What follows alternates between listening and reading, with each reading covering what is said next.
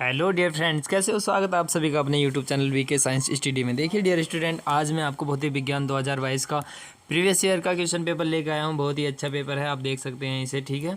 और ये भी आप देख सकते हैं आपकी कितनी तैयारी है इस सब्जेक्ट में और आप क्या कर सकते हैं आगामी एग्ज़ाम 2023 को लेकर के। तो देखिए बिगर टाइम वेस्ट करते हुए आइए शुरुआत करते हैं भौतिक विज्ञान 2022। ये बिल्कुल देखिए 2022 ये 20 का है प्रश्न पत्र आपको, ठीक है। और इसके बाद मैं आपको 2022 का भी दूंगा। बिल्कुल देखिए कुछ टाइम बाद ही आपको 2022 का भी मिल जाएगा, ठीक है। अब देखिए बात करते हैं हम विद्युतशीलता का मात्रक। विद्युतशीलता का देखिए बिगर टाइम वेस्ट करते हुए हम क्वेश्चन पे आएंगे डायरेक्ट, ठीक है। तो विद्युतशीलता का मात्रक देखो, ये जो पेपर है आपका पूरा सॉल्यूशन है, ठीक है। तो विद्युतशीलता का जो मात्रक होता है देखिए हम निकाल सकते हैं। पहले हम देखिए ये हो जाएगा कूलाम स्क्वायर प्रति न्यूटन मीटर स्क्वायर, ये हमारा राइट ऑप्शन हो जाएगा। हो कैसे जाएगा? ये होता है कूलाम बल, यानी ये कूलाम का नियम होता है। तो F बराबर 1/4 pi epsilon not Q1 Q2 बटे R स्क्वायर से, ठीक है। अब विद्युतशीलता एप्सिलॉन नॉट का मान हमें बताना है, तो Q1 Q2 बटे ये हो जाएगा आपका R स्क्वायर, ठीक है। इसका मात्रक हो जाएगा। अब देखिए F होता है यहाँ पर बल और R क्या है यहाँ पर आप देख सकते हैं। F क्या है यहाँ पर बल है और R क्या है? R होता है दूरी, तो वो ये हो जाएगा मीटर स्क्वायर में, ठीक है। तो बिल्कुल आपका जो राइट ऑप्शन हो जाएगा वो हो जाएगा कूलाम स्क्वायर। बिल्कुल देखिए आप देख सकते हैं आपका जो राइट ऑप्शन हो जाएगा, ठीक है, कूलाम स्क्वायर प्रति newton metre square right option हो जाएगा। अब चलते हैं खंड ख की ओर। एक विद्युत चुंबकीय तरंग में विद्युत क्षेत्र का आयाम 6 वोल्ट मीटर वन है और चुंबकीय क्षेत्र का आयाम हमें बताना है, ठीक है। तो देखिए बिल्कुल विद्युत क्षेत्र का आयाम 6 वोल्ट प्रति मीटर है, चुंबकीय क्षेत्र का आयाम इसमें बताना है। तो ज्ञात है देखिए विद्युत ये दिया है इसमें विद्युत क्षेत्र का आयाम E0 यानी 6 वोल्ट दिया है और चुंबकीय क्षेत्र का आयाम B बराबर E0/C से ये हो जाएगा। इसे हम हल कर सकते हैं, ठीक है।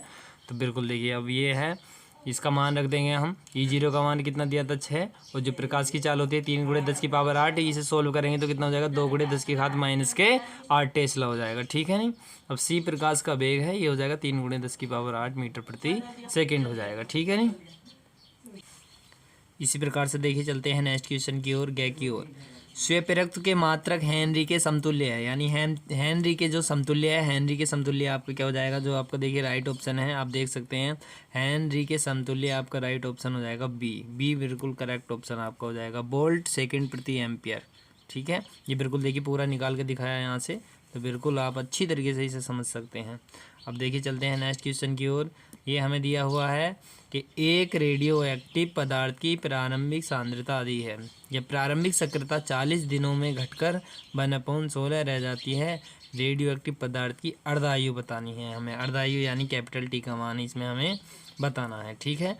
तो देखिए बिल्कुल फॉर्मूला आप लगा सकते हैं, इसमें सॉल्यूशन भी दिया है, तो मैं बिल्कुल बता रहा हूँ आपको। देखिए ये पूरा सोल्व करके दिया है। फॉर्मूला आपको लगाना है n बराबर N0 1/2 की पावर n स्मॉल n अर्धायु की संख्या है। प्रश्नानुसार इसका मान दिया है कि n की जगह हमें क्या रखना है? n बराबर हम रख देंगे इसमें कितना? N0/16, ठीक है, ये मान रख देंगे यहाँ पर। तो बिल्कुल N0 से N0 ये कैंसिल आउट हो जाएगा, देखिए ये कैंसिल आउट हो जाएगा। और ये 1/16, 1/16 को हम क्या लिख देंगे? 1/2 की पावर 4 लिख देंगे, ठीक है। इस टाइप से फिर घातों की तुलना कर देंगे तो n का मान हमारा कितना आ जाएगा? ये 4 आ जाएगा। इस टाइप से आपके सामने दिया हुआ है, आप देख सकते हैं इसे अच्छी तरीके से, ठीक है। तो बिल्कुल देखिए आप देख सकते हैं इसे। चलते हैं डे की ओर। द्रव्य तरंग, देखिए इसमें क्वेश्चन दिया है, द्रव्य तरंग की तरंग दैर्ध्य निर्भर नहीं करती। किस पर निर्भर नहीं करती? तो आवेश पर निर्भर नहीं करती, जैसा कि इसमें दिया गया है, ठीक है। चलते हैं चेक क्वेश्चन की ओर। एक आदमी केवल 3 मीटर तक देख सकता है और उसके लिए 12 मीटर तक स्पष्ट देखने के लिए निर्धारित लेंस की फोकस दूरी कितनी होनी चाहिए? देखिए सब मान दिए हैं। u का मान दिया है -12 मीटर, ठीक है। v का मान दिया है 3 मीटर। हम जानते हैं लेंस का सूत्र होता है 1/f बराबर 1/v माइनस 1/u। तो बिल्कुल आप सारे ही मान रख के इसे बहुत ही आसानी से सोल्व कर सकते हैं। तो f का मान कितना हो जाएगा आपका? -4 मीटर, ठीक है। तो निर्धारित लेंस की फोकस दूरी कितनी हो जाएगी? -4। और ये कैसा लेंस हो जाएगा? अवतल लेंस, ठीक है। अवतल लेंस की फोकस दूरी माइनस में होती है। चलते हैं खंड व की ओर। देखिए खंड व में आप देख सकते हैं जो हमारा प्रारंभ में प्रश्न पत्र दिया था ये, इसमें देखिए खंड कितने दिए हैं आपके। इसमें दिया है ठीक, व और से, द और या, ये इतने खंड दिए हुए हैं। तो इसी प्रकार से अब देखिए चलते हैं नेक्स्ट खंड की ओर। खंड ब में देखिए क्या है, आवेश की गतिशीलता से क्या तात्पर्य है, ये इसकी डेफिनेशन बूझी है। तो आवेश की गतिशीलता से क्या तात्पर्य है, तो बिल्कुल आप देखिए अच्छी तरीके से इसकी परिभाषा पढ़ सकते हैं कि किसी धात्विक चालक में विद्युत चालन उसमें उपस्थित मुक्त इलेक्ट्रॉनों के कारण होता है। जब किसी चालक में विद्युत धारा प्रभावित करते हैं तो मुक्त इलेक्ट्रॉन एक निश्चित वेग से गति करते हैं, जिसके कारण चालक के चारों ओर एक विद्युत क्षेत्र उत्पन्न हो जाता है। इस प्रकार अनुगमन वेग के परिणाम तथा विद्युत क्षेत्र की तीव्रता के अनुपात को आवेश की गतिशीलता कहते हैं। ये इसका फॉर्मूला लिखा है, ये फॉर्मूला बहुत ज़्यादा ज़रूरी है लिखना आपको, ठीक है। तो बिल्कुल देखिए चलते हैं नेक्स्ट क्वेश्चन की ओर।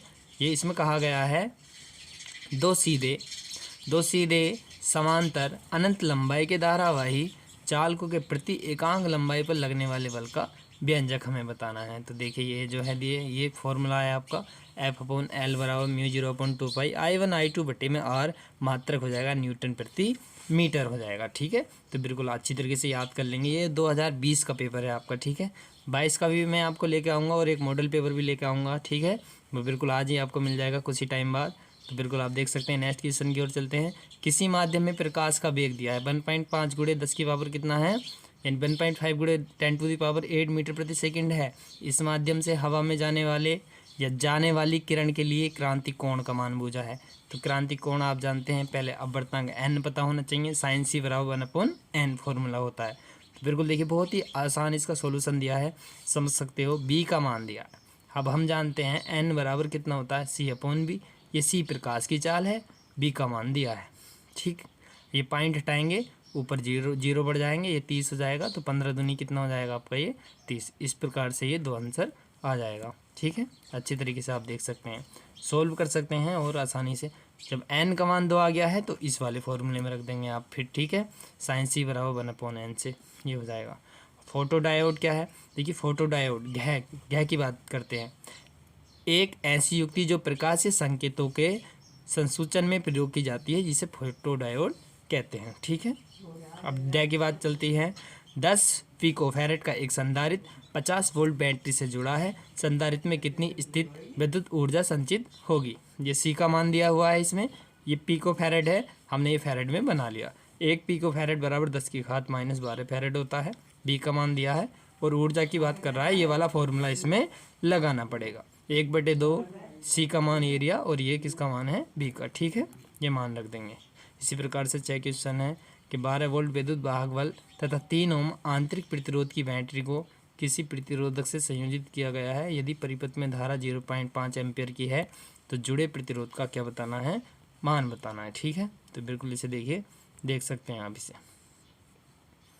यहाँ से देख लीजिए ये, ठीक। परिपथ धारा ये दिया हुआ है I बराबर E/R + R, ये फॉर्मूला, इसका मान 12 दिया है, ये हमें बताना है 0.5, ये धारा का मान है, ठीक है, धारा I का मान है। तो बिल्कुल देखिए सॉल्व करने पर आप इसे देख सकते हैं कितना आ जाएगा आपका, R = 21 ओम आ जाएगा, 21 ओम आ जाएगा, ठीक है। तो बिल्कुल ये भी बहुत अच्छा क्वेश्चन था। देखो क्वेश्चन नंबर 3 नोर गेट का प्रतीक एवं सत्यता सारणी दिखाइए। तो नोर गेट का देखिए जो बुलियन व्यंजक है ये जरूर लिख देंगे, और ये इसका प्रतीक देखिए ये लिखना पड़ेगा, और इसका जो सारणी है, इस सारणी ये हो जाएगी, यानी 0 1 1 1 0 1 0 1। तो ये 0 0, ये 1 1। तो यहाँ से देखिए 0 0 क्या होता है 1, और 1 0 0, 0 1 0 और 1 1 भी 0 हो जाएगा ये, ठीक है। ये जरूर लिखना पड़ेगा। अब चलते हैं ख की बात। क्वेश्चन नंबर 3 में ख, एक स्थान पर पृथ्वी के चुंबकीय क्षेत्र का ऊर्ध्वाधर घटक दिया है और घोष है तथा नति कोण इतने हैं। पृथ्वी के चुंबकीय क्षेत्र के संपूर्ण तीव्रता तथा क्षैतिज घटक की गणना करनी है। तो बिल्कुल देखिए थीटा का मान कितना दिया है 45, क्षैतिज घटक VH बराबर VV/tan थीटा से इसके सारे ही मान रख देंगे, आसानी से इसे सोल्व कर लेंगे। देखिए सब दिया हुआ है, ठीक है, आप देख सकते हैं यहाँ से। देखिए ऐसे ही चलते हैं ग की ओर। निम्न संयोजन में बिंदु A और V के बीच तुल्य प्रतिरोध ज्ञात करना है इसमें, ठीक है। तो देखिए बिल्कुल आप आसानी से देख सकते हैं, इसे हमने व्हीटस्टोन सेतु की सहायता से स्थापित कर लिया है, यानी इस टाइप से इसे बना लिया है। अब इसका आराम से सॉल्यूशन कर सकते हैं, ठीक है। यानी देखिए बिल्कुल, यानी इन दोनों को एक क्रम में जोड़ दिया और इन दोनों को एक क्रम में जोड़ दिया है, जैसा आप देख रहे हैं। ठीक है, यहाँ पर तो ये डायग्राम बन गया है इसका। अब देखिए क्या करना है आपको व्हीटस्टोन सेतु की सहायता से, यानी देखिए 3 और 6 का कौन सा क्रम निकाल देंगे, यानी इस 3 और 6 का कौन सा क्रम निकाल देंगे, श्रेणी क्रम। इसी प्रकार से इसका श्रेणी क्रम जो आएगा वो इसका क्या निकाल लेंगे, समांतर क्रम। ये आपको दिया हुआ है। ठीक है, ये बिल्कुल निकाल के दिखाया। अब देखिए चलते हैं नेक्स्ट क्वेश्चन की ओर। नेक्स्ट क्वेश्चन है आपका घ। ठीक है, किसी सूक्ष्मदर्शी की विभेदन क्षमता का सूत्र लिखना है।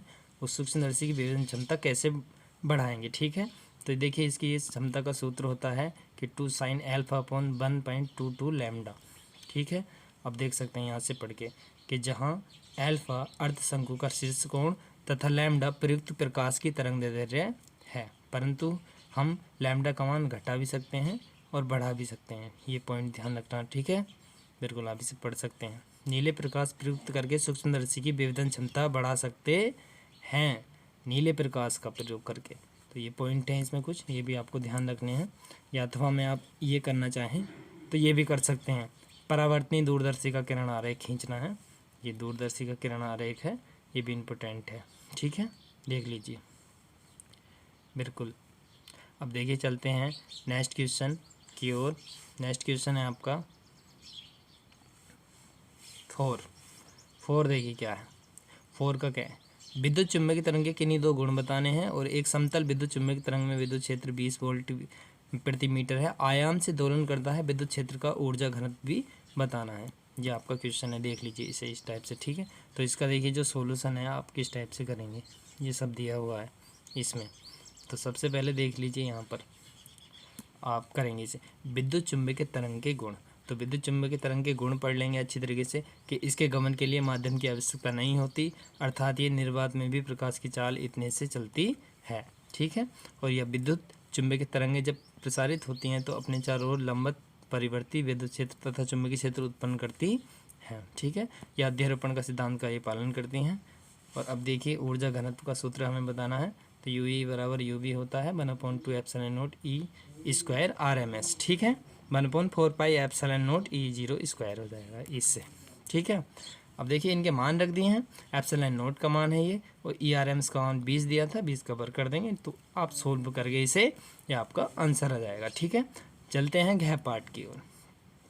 घ पार्ट क्या है, एक समान आवेशित अनंत विस्तार की समतल चादर के समीप उत्पन्न विद्युत क्षेत्र की तीव्रता यानी गॉस के नियम से प्रयोग करके हमें ज्ञात करनी है। ये 3 नंबर आपको इसके मिल जाएंगे। तो बिल्कुल आप देख सकते हैं ये पूरा व्यंजक ऐसे ही हो रहा है।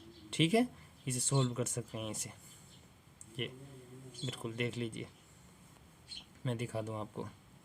ये देखिए यदि कोई आवेश Q किसी पृष्ठ के क्षेत्रफल A पर समान रूप से वितरित हो तो उस पृष्ठ के प्रति एकांक क्षेत्रफल में विद्यमान आवेश को पृष्ठ आवेश घनत्व अथवा आवेश का पृष्ठ घनत्व कहते हैं। इसे प्रायः सिग्मा, ठीक है, किसी सिग्मा से प्रदर्शित करते हैं। अतः किसी आवेश का पृष्ठ आवेश घनत्व कितना होता है, सिग्मा बराबर Q/A होता है। ये देखिए इसकी चादर है जिसके दोनों ओर क्या है, ये बेलनाकार इसके सिरे दिए हैं। इस चादर पर धनावेश वितरित है संपूर्ण चादर पर। वो पृष्ठीय क्षेत्रफल कितना है A और इसका जो पृष्ठीय आवेश घनत्व है वो कितना है, सिग्मा है। ठीक है, ये इसकी कोई डेफिनेशन आपको लिखनी है, फिर इसका ये सॉल्यूशन दिया है। ठीक है, दोनों पृष्ठ के लिए जो इसका जो विद्युत फ्लक्स हो जाएगा वो ये हो जाएगा दोनों फ्लक्स के लिए। ठीक है, इसे ये सोल्व करा है आपसे आता हुआ, आप देख सकते हैं बहुत ही आसानी से, आपको एक मोटी नज़र में देख लेना है ये। चलते हैं क्या की ओर। देखिए एक लंबे सीधे तार में 20 एम्पीयर की विद्युत धारा दक्षिण से यानी उत्तर से दक्षिण की दिशा में बह रही है। एक इलेक्ट्रॉन दक्षिण से उत्तर दिशा में इतने वेग से और तार से 10 सेंटीमीटर दूरी पर प्रेक्षित किया जाता है। इलेक्ट्रॉन पर क्रियारत चुंबकीय बल बताना है, चुंबकीय बल की दिशा। तो बिल्कुल देखिए सब मान दिए हैं आपको, फॉर्मूला लगा देना B बराबर μ0/2 पाई I/R से ये सोल्व कर लेंगे आप इसे। ठीक है, अच्छी तरीके से। अब देखिए क्वेश्चन नंबर चलते हैं नेक्स्ट की ओर। यह देखिए ये क्या है, समस्थानिक संभारिक, ये आपको आप ये कट गया है, ये आने का नहीं है। ठीक है, ये आपको नहीं पढ़ना है। हाँ चलते हैं, देखिए डी ब्रोगली तरंगदैर्घ्य का जो सिद्धांत है उससे। ठीक है, ये बिल्कुल बहुत अच्छी इक्वेशन है ये भी, दे ब्रोगली। तो लैम्डा बराबर H/P, इसके बारे में भी आप इसे पढ़ लेंगे, सोल्व कर लेना। ठीक है, अब देखिए नेक्स्ट क्वेश्चन है, वैद्युत द्विध्रुव के लिए निरक्षीय स्थिति में विद्युत क्षेत्र की तीव्रता। तो निरक्षीय स्थिति पूछा है, अक्षय निरक्षीय दोनों ही इंपॉर्टेंट है। बिल्कुल आप इसे अच्छी तरीके से कर सकते हैं अगर आपसे सॉल्यूशन आता है तो बिल्कुल ठीक है। अब देखिए एक है आपका क्वेश्चन नंबर नेक्स्ट है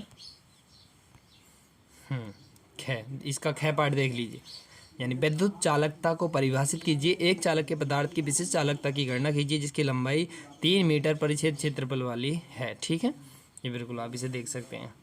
तो इस टाइप से ये भी आप क्वेश्चन आप देखिए इस टाइम क्वेश्चन कि आपके कौन कौन से क्वेश्चन तैयार हैं, ये बहुत ज़्यादा आते हैं। ठीक है नहीं, ऐसे ही देखिए ये वाला सिद्ध कीजिए किसी लंबी परिनालिका का जो सुप्रेरक्त वह दिया है, सुप्रेरक्त दिया है L बराबर म्यू 0 कितना है n²al। ठीक है, ये इनके मान दिए हैं। तो बिल्कुल ये भी आपको आना चाहिए इसका निगमन करने। ये अथवा में अनुनादी LCR परिपथ भी ये भी कर सकते हैं ये वाला। ठीक है, ये इम्पोर्टेंट है आपका। अब परावर्तन के नियम की व्याख्या करनी है। देखिए ये वाला हाइगेंस के सिद्धांत पे आ जाता है ये क्वेश्चन।